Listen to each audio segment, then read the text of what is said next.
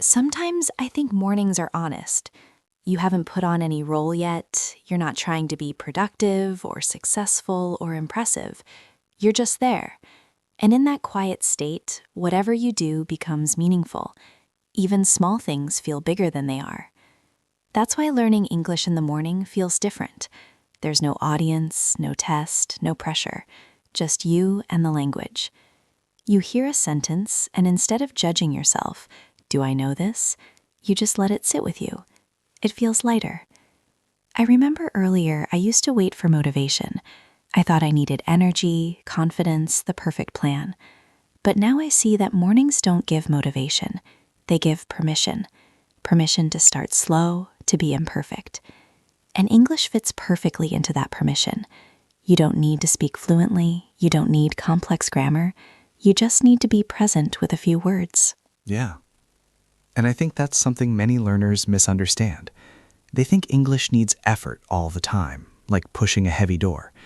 But mornings teach you that sometimes you just need to leave the door open. Let the language come in naturally. When I listen to English early in the day, I'm not trying to remember everything. I'm just listening to voices, tone, rhythm. That's how children learn first, not with rules, but with sound. And adults forget that. It's funny because later in the day, I overthink. I translate. I worry. But in the morning, my brain accepts things easily. A sentence feels familiar, even if I can't explain why. And that's real learning. Exactly. And productivity doesn't always mean adding more tasks. Sometimes it means removing resistance. If English feels heavy, we avoid it.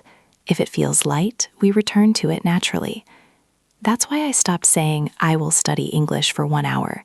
Instead, I say, English will walk with me today, while making breakfast, while checking my notes, while thinking about plans.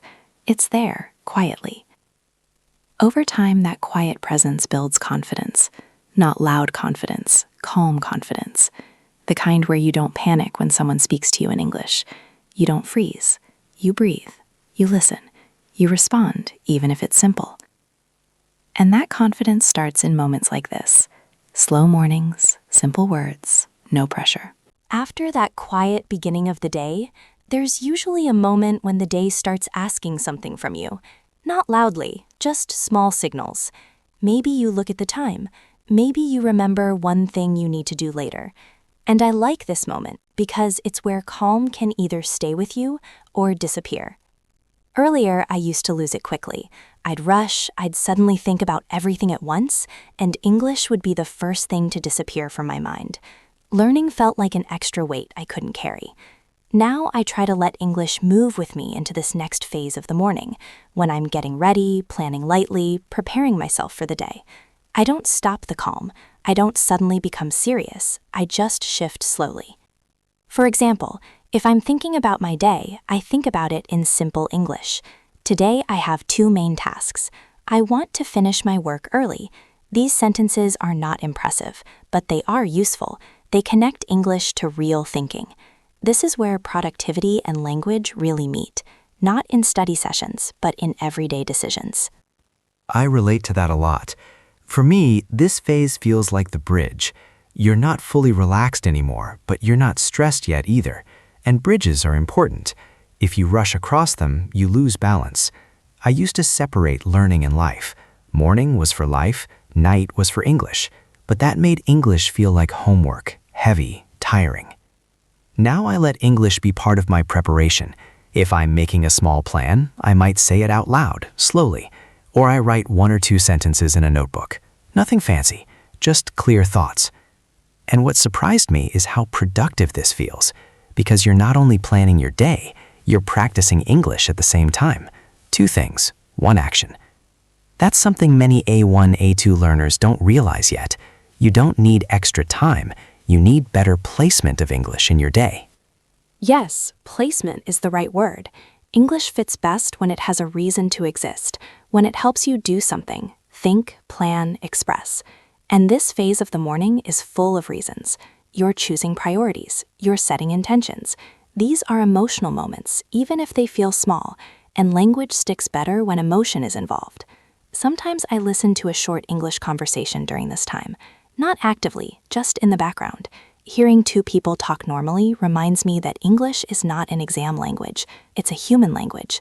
That's why podcasts like English Unlocked work well here. The conversations are simple but real. You hear pauses, changes in tone, natural flow, and without trying, your brain starts copying that rhythm. You might not notice it today or tomorrow, but one day you'll speak and think, "Oh, that sounded natural," and you won't know exactly when it happened. That's such an important point. Progress you don't notice. We often look for big signs, new words, new grammar, but the real change is subtle. You hesitate less, you understand faster, you feel calmer. This phase of the day trains that calm. You're doing things anyway, getting dressed, checking your bag, preparing to leave or start work. Adding English here doesn't steal energy, it uses energy that's already moving. And productivity in 2026, at least for me, feels like this: not pushing harder, but flowing smarter, using moments instead of creating pressure. When learners ask, "How can I be productive with English?" I want to say, stop asking how much, start asking where. Where does English naturally fit in your life? Morning preparation is one of the best answers. By the time the day fully starts, everything feels louder. Messages arrive, people need answers, tasks begin to stack up. This is usually the part of the day where learning habits break, not because people don't care, but because attention gets pulled in too many directions. I used to think this meant English had to stop here, that learning was only for quiet moments. But over time, I realized something important. English doesn't need silence, it needs connection. During the busy hours, English changes its role. It's no longer the main focus. It becomes a background companion, and that's okay. In fact, that's how real language lives. For example, when I read short messages, headlines, instructions, I sometimes switch them to English. Not everything, just one or two things. A notification, a reminder, a short email. This doesn't slow me down. It sharpens my awareness. And that awareness builds confidence quietly. I like that idea. English as a companion, not a task. Because during the day, pressure is real. You can't force learning into moments that demand speed and clarity. Earlier, I tried to do that. I would say, I must practice English at lunch. But then lunch became stressful. I was tired, I didn't enjoy it, and English started to feel like another responsibility. Now I let English appear naturally. Maybe I listen to 5 minutes of audio while walking. Maybe I read one short paragraph. No stopping, no repeating, just exposure. What matters here is consistency, not intensity. The brain is already processing so much during the day, so we don't ask it to work harder, we ask it to notice patterns. That's how listening helps A1, A2 learners the most. You hear familiar structures again and again. I need to, I'm trying to, let's see. These phrases slowly become automatic. Exactly. And when language becomes automatic, confidence follows. You stop translating every word. You start understanding ideas. Another thing I've learned is to accept imperfect moments. Maybe you don't understand a sentence. Maybe you miss half of a conversation. That's normal. Even in your native language, you don't catch everything. During the busy part of the day, English teaches tolerance. Tolerance for not knowing. And that skill is powerful. Sometimes I think productivity in learning English is not about control. It's about trust. Trusting that exposure works. Trusting that repetition happens naturally. And when you stop forcing results, results arrive quietly. That's such a healthy way to see it. And it connects to emotions too. Many learners feel frustrated during the day because they compare themselves to others, faster speakers, more fluent learners. But productivity is personal. If today you only listened and understood a little, that's enough. Your brain is still working. I often remind myself, language learning is not linear. Some days you feel strong, some days you feel lost. Both days are part of progress. During busy hours, I focus on staying connected to English emotionally, not intellectually. If English still feels friendly, I'll come back to it tomorrow. If it feels heavy, I'll avoid it. So I choose friendliness. That's a beautiful way to put it. Friendliness. English doesn't need to be strict. And I think that's why conversational content works better than lessons during the day. When two people talk naturally, like on English Unlocked, it feels safe. No pressure to respond, no need to perform, you just listen. That listening slowly shapes how you think, how you pause, how you express ideas. And one day, during a normal moment, you'll realize you answered something in English without fear.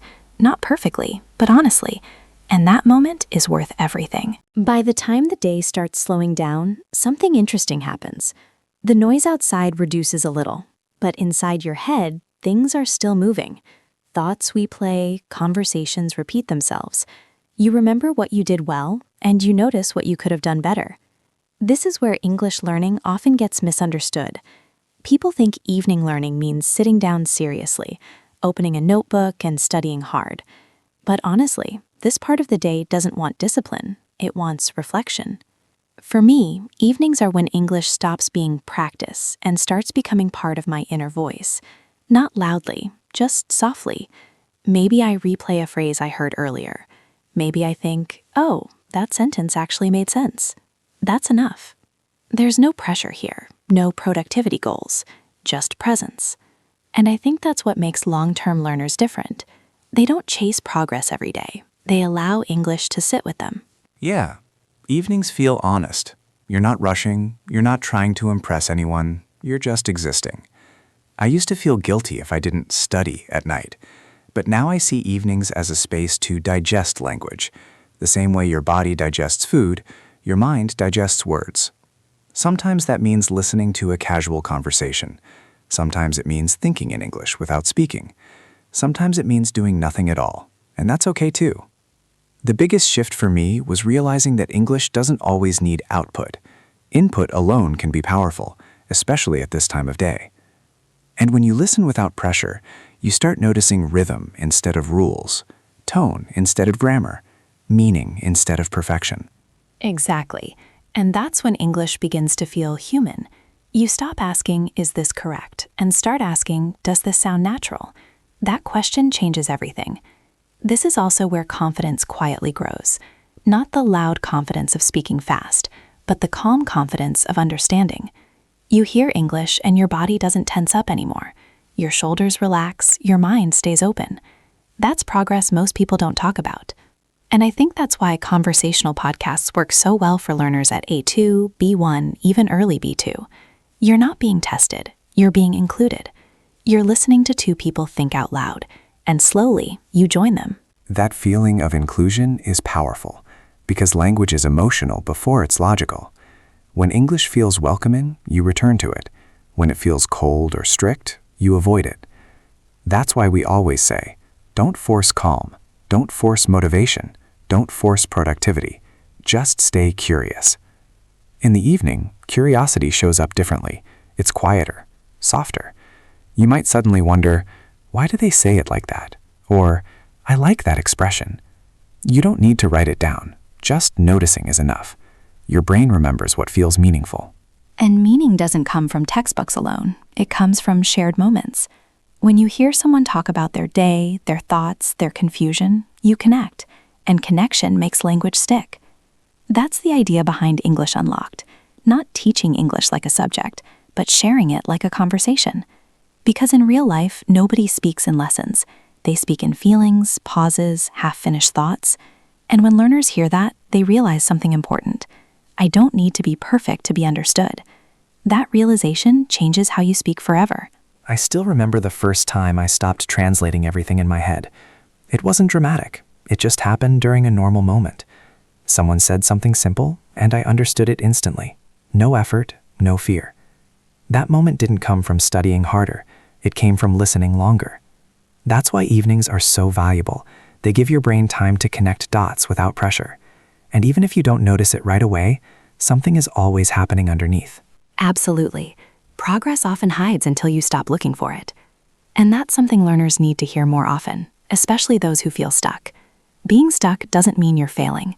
It usually means you're transitioning. Your brain is reorganizing, building deeper understanding. If you keep showing up, even casually, you'll move forward. That's why consistency matters more than intensity.